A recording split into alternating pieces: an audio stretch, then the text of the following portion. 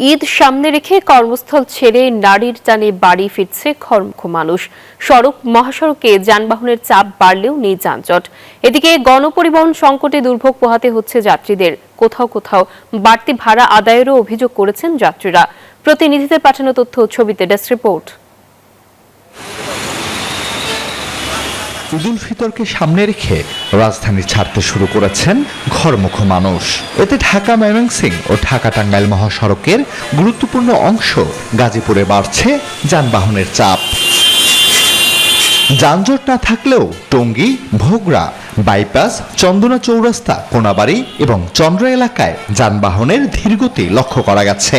এদিকে অনেকে আবার বাড়তি ভাড়া আদায়েরও অভিযোগ তুলেছেন। মহাসড়কে কড়া নজরদারির কথা জানায় পুলিশ। এদিকে ঈদযাত্রায় যানজট ও ভোগান্তি এড়াতে সাভার ও আশুলিয়ার পোশাক কারখানাগুলো ধাপে ধাপে ছুটি দেয়া হচ্ছে। এরই মধ্যে অনেকেই কর্মস্থল ছাড়তে শুরু করেছেন। তবে দুপুর পর্যন্ত সড়ক মহাসড়কগুলোতে যানবাহন চলাচল স্বাভাবিক দেখা গেছে। ছুটি হয় না একসাথে, হয়তো যেগুলো আগে হয়েছে ওইগুলা যাচ্ছে, খুব একটা মনে করেন যে নাই, ভোগান্তি নাই।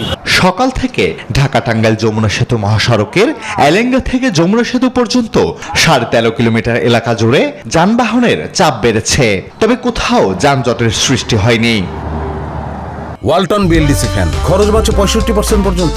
ওয়ালটন বিএলডিসি ফ্যান ছড়ায় স্বস্তির সবুজ হাওয়া।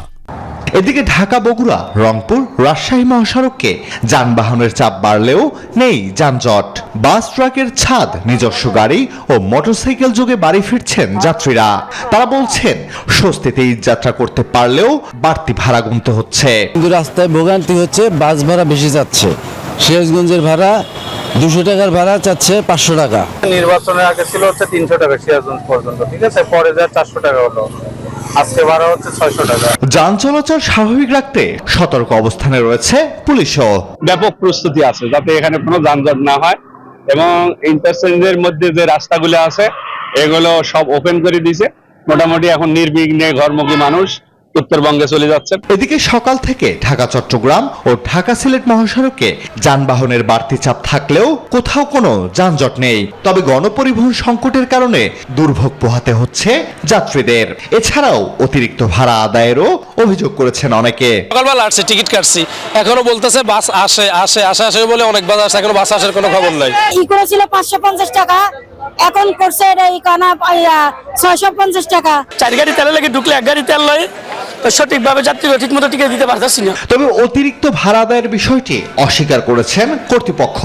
তারা বলছেন জ্বালানি তেলের সংকট অব্যাহত থাকলে ভাড়া বাড়তে পারে। Desk report, news 24।